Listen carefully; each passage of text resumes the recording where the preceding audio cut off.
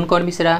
आज के वीडियो में हम लोग देखेंगे नियंत्रण एवं समावेश क्लास 10th एनसीईआरटी का जो बुक का ऑब्जेक्टिव है, जो पिछले साल आ चुका है, जो ऑब्जेक्टिव उसी का क्या करेंगे आज सॉल्यूशन करते हैं लोग, जो 2025 के लिए बहुत ज़्यादा इम्पोर्टेंट भी है, बहुत ज़्यादा इम्पोर्टेंट है। आप लोग देख लीजिए लोग, और इसमें से आप लोग देखिएगा लोग कि आप लोग कितने ऑब्जेक्टिव खुद स्टॉप करके वीडियो टिक आउट कर रहे हो लोग, खुद के बल पे कितना करेक्ट आंसर दे पा रहे हो लोग। ठीक है, तो पहला क्वेश्चन बोल रहा है मनुष्य के शरीर की सबसे बड़ी ग्रंथि है, बताइए सबसे बड़ी ग्रंथि कौन सी है? तो बाबू बताइए, तो ये लीवर जो होती है सबसे बड़ी ग्रंथि होती है। ठीक है, चलिए नेक्स्ट देखा जाए।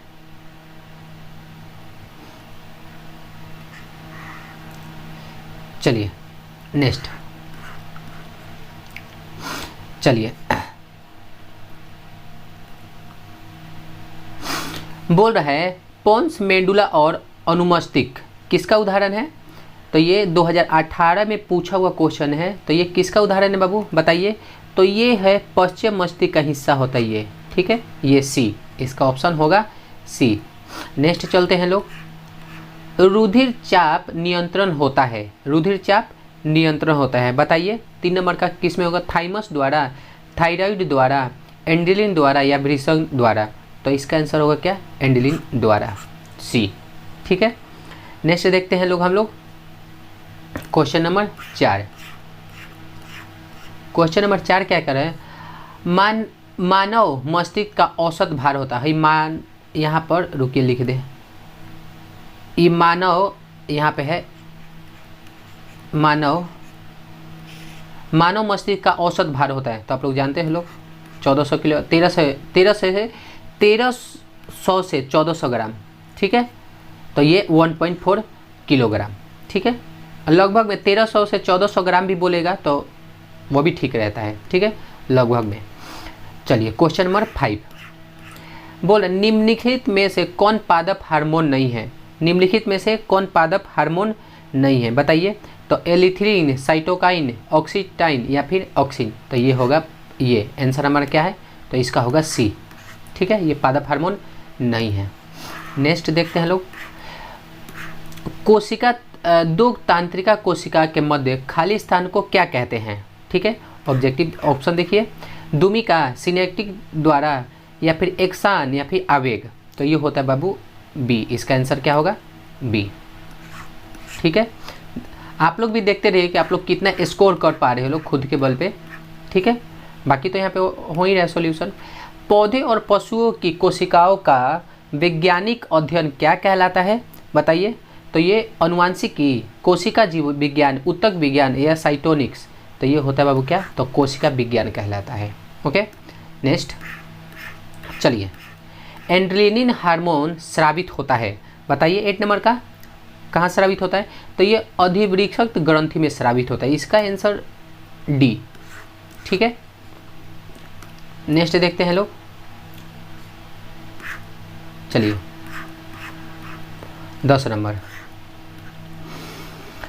निम्नलिखित में से कौन सा अंग संवेदन ग्रही नहीं है? 2019 से पूछा है, तो बताइए। 10 ये 9 नंबर का, तो ये दिमाग जो होता है ये संवेदन नहीं होता है। ठीक है, नेक्स्ट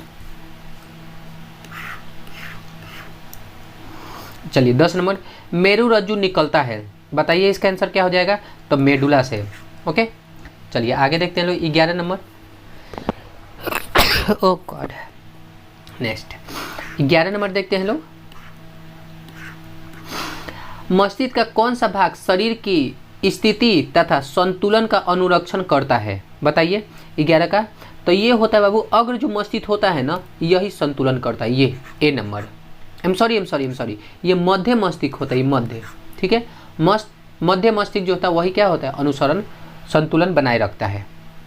चलिए, तो ये कुल मिलाकर 20 का आंसर होगा 11 का। चलिए 12 नंबर बताइए। पत्तियों का मुरझाना किस पादप हार्मोन के कारण संभव होता है? तो ये बाबू एब्सिसिलिस जो अम्ल होता है ना, इसके वजह से।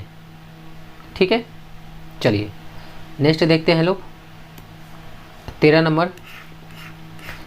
बोला निम्नलिखित में से कौन सा पादप हार्मोन है? पादप हार्मोन बताइए, पादप हार्मोन कौन सा इसमें से? तो साइटोकिन, ये आप ऊपर पढ़े हैं वो लोग एक बार। नेक्स्ट 14 नंबर पे आइए, बोल रहा है जड़ की अधोगामी वृद्धि होती है, बताइए। तो ये होता है बाबू किसने, तो ये बताइए, ये प्रकाशानु में, तो ये होता है गुरुत्वानुवर्तन, ये बी इसका आंसर हो जाएगा 14 का। आइए 15 नंबर पे आते हैं लोग, निम्नलिखित में कौन सी अनैच्छिक क्रियाएं नहीं है, अनैच्छिक क्रियाएं नहीं है, तो बताइए। इसका होता है चबाना अनैच्छिक क्रियाएं नहीं होता है, ठीक है। नेक्स्ट 16 पे आइए, बोल रहा है कि इनमें से कौन फल पकाने के लिए प्रयुक्त होता है, फल कौन, इनमें से कौन फल पकाने के लिए प्रयुक्त होता है, ये ऑप्शन है आप लोग के पास 4 गो, बताइए। तो इसका जो बी होता है ना, एथिलीन, ये जिब्रेलिन जो होता है, ये फल पकाने के लिए क्या करते हैं लोग, यूज करते हैं लोग, आम भाषा में कार्बाइड भी बोला जाता है। चलिए, थायराइड ग्रंथि से कौन सा हार्मोन निकलता है, थायराइड ग्रंथि से कौन सा हार्मोन निकलता है बाबू, तो थायरॉक्सिन निकलता है, ये काम खत्म। नेक्स्ट आप लोग स्लो भी करके देख सकते हैं लोग, आप लोग सोचने का मौका मिल जाएगा। रुधिर दाब तथा हृदय संपदन किस हार्मोन के द्वारा बढ़ता है, बताइए। तो इसका हो जाएगा बाबू क्या, तो ये एड्रेनलिन जो होता है ना, इसके द्वारा बढ़ता है, सी 18 का सी हो जाएगा। 19 आइए, बोल रहा है कि पादप हार्मोन साइटोनिन सहायक है, 2018 में पूछा, बताइए 19 का। तो ये प्रारोह तथा अग्रभाग की लंबाई में वृद्धि के लिए सहायक होता है, ए हो जाएगा इसका आंसर, ठीक है। चलिए 20 पे आइए, कुछ जानवर जुगाली करते हैं, जैसे गांव में देखे होंगे लोग, गाय खाना वाना खाने के बाद क्या करती है, जुगाली करती है, पगुड़ी करती है, तो उसको क्या बोलते हैं बाबू, वो क्यों करती है, स्वास्थ्य के लिए, भोजन के पचाने के लिए, दूध बनाने के लिए, इनमें से कोई नहीं। तब भोजन को पचाने के लिए, खाने के क्रम में वो लोग जल्दी जल्दी खा लेता है लोग, फिर पगुड़ी करता है लोग, जुगाली करता है लोग, ठीक है। वो क्या करता है लोग, तो पचाने के लिए करता है लोग, ठीक है, भोजन को पचाने के लिए। चलिए 21 देखा जाए, मधुमक्खी का डंक एक अम्ल छोड़ता है जिसके कारण दर्द एवं जलन का अनुभव होता है, यह अम्ल होता है, बताइए क्या होता है। तो ये अम्ल हमारे क्या, मेथनॉइड अम्ल जो होता है, मेथनाइक अम्ल होता है, ए 21 का ए। इनमें से कौन मादा जनन हार्मोन है, इनमें से कौन मादा जनन हार्मोन होता है 22, तो इसमें हो जाएगा क्या है, प्रोजेस्टेरॉन, एजेस्ट्रॉन, ठीक है, या इनमें से सभी, तो ये सभी आ जाएगा, इसे क्या होगा, क्वेश्चन नंबर डी। ये सभी क्या है, मादा जनन हार्मोन होते हैं। चलिए, O2 ग्रंथि को थायरॉक्सिन हार्मोन बनाने के लिए आवश्यक होता है, बताइए। तो लोहा, वसा, प्रोटीन, आयोडीन, तो बाबू इसका आंसर हो जाएगा क्या, तो आयोडीन, ठीक है, इसका आंसर क्या होगा, आयोडीन। चलिए नेक्स्ट देखते हैं लोग, बोल रहा है क्या कि ऑक्सीन पादप हार्मोन पौधों को किस क्रिया में सहायक होता है, बताइए किस क्रिया में सहायक होता है बाबू। तो ये हो जाएगा क्या, तो आप लोग का ए, वृद्धि में, ठीक है। चलिए 25 देखते हैं लोग, बोल रहा है इंसुलिन की कमी के कारण कौन सा रोग होता है, बताइए। इंसुलिन की कमी से कौन सा रोग होता है, तो आप लोग जानते हैं लोग, मधुमेह, डायबिटीज़, ठीक है।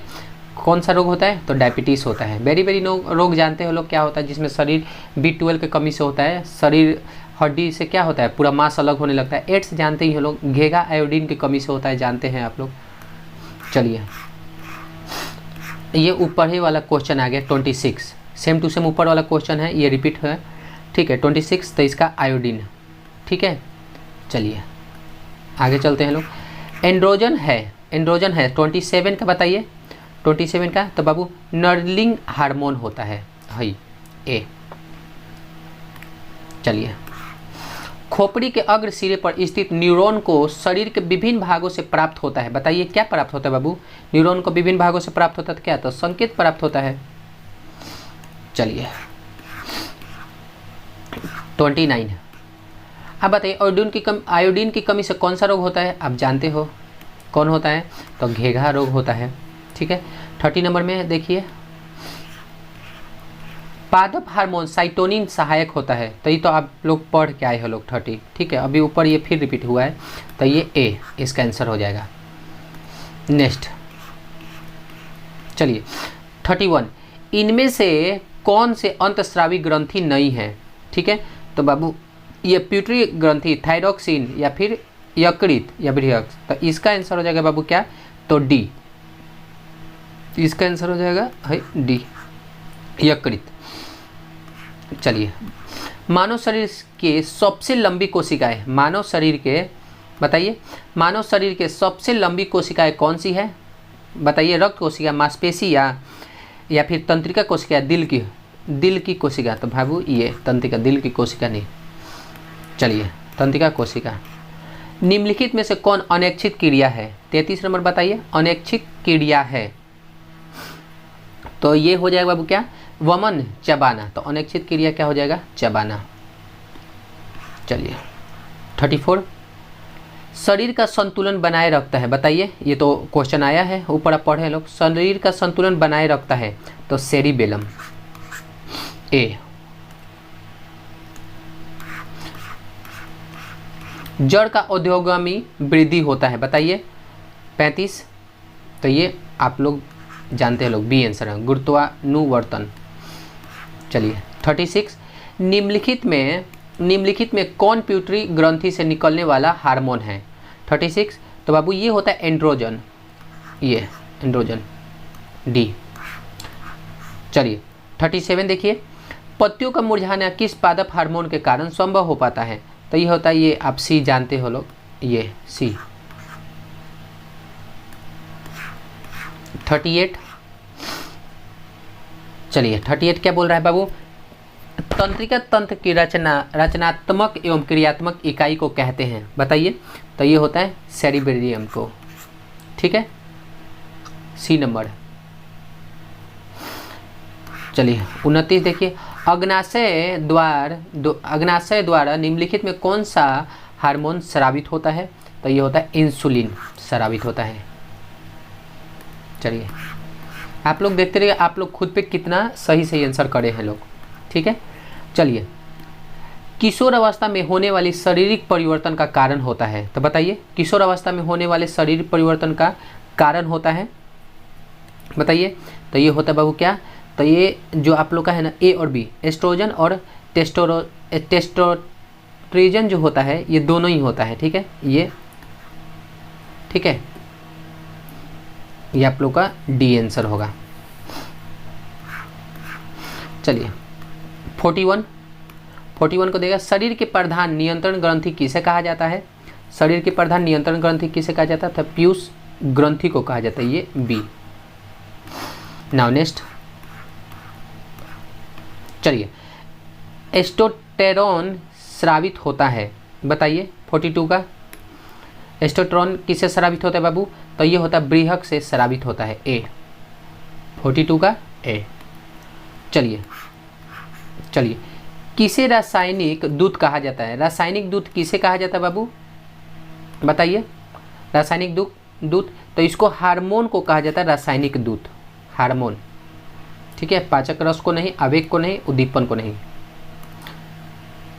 चलिए नेक्स्ट देखा जाए, प्रतिवर्ती चाप कहाँ बनता है, प्रतिवर्ती चाप कहाँ बनता है, बताइए 44 को, तो ये मेरुरज्जु में बनता है, ये ए। चलिए नेक्स्ट देखा जाए, ग्वाइटर अथवा घेघा पनपता है, बताइए, ये तो आप जानते हो लोग, ठीक है, 45 को, तो आयोडीन की कमी से पनपता है, ठीक है, ग्वाइटर चाहे घेघा। 46, थायरोक्सिन का स्राव कहाँ से होता है, थायरोक्सिन का स्राव कहाँ से होता है बाबू, ये भी पढ़ें आप लोग, बताइए, तो क्या है, थायराइड से स्रावित होता है। नेक्स्ट 47, मस्तिष्क उत्तरदायिक होता है, बताइए, मस्तिष्क उत्तरदायिक होता है किसके लिए, तो ये उपयुक्त सभी के लिए, सोचने के लिए भी होता है ना, हृदय संपादन के लिए, शरीर का संतुलन बनाए रखने के लिए, तो ये उपयुक्त सभी सही है, मतलब ये भी सही है, ये भी सही है और ये भी सही है, चारों आपस में सही है, मतलब उपयुक्त सभी। मानव में डायलिसिस थैली होता है, बताइए, डायलिसिस थैली, तो ये होगा नेफ्रॉन, नेफ्रॉन में होता है, ठीक है। नेक्स्ट 49, भोजन का पाचन किस प्रकार की अभिक्रिया है? बताइए, भोजन का पाचन किस प्रकार का अभिक्रिया है? तो उपचयन अभिक्रिया के अंतर्गत आता है ये। लास्ट देखा जाए क्या बोल रहा है कि निम्नलिखित में से कौन सी एक अंतस्रावी और बाह्यस्रावी ग्रंथि दो प्रकार की होती है? बताइए इसमें लास्ट कौन है? तो ये होता है अग्नाशय, ठीक है। याद रखिएगा लो भाई, सी का है, वहाँ से थोड़ा हट गया है, ये सी का है, ओके। चलिए, तो आज का वीडियो ख़त्म होता है। नेक्स्ट वाला वीडियो में हम लोग क्या करेंगे, फिर से दूसरा चैप्टर बायोलॉजी का हम लेकर कंप्लीट करवाएंगे। आप लोग याद रखिएगा लोग, 2025 के लिए मैं यहाँ पे हर एक सब्जेक्ट का ऑब्जेक्टिव करवाऊँगा। जो भी बच्चा है जो 10वीं में है, जो तैयारी कर रहा है लोग 10th क्लास का अच्छे नंबर से पास होने के लिए, उनके पास ये वीडियो ज़रूर शेयर कर लीजिएगा। जो 10वीं क्लास में हो बस उन्हीं के पास, ठीक है। तो आज के लिए वीडियो में इतना ही, बाय।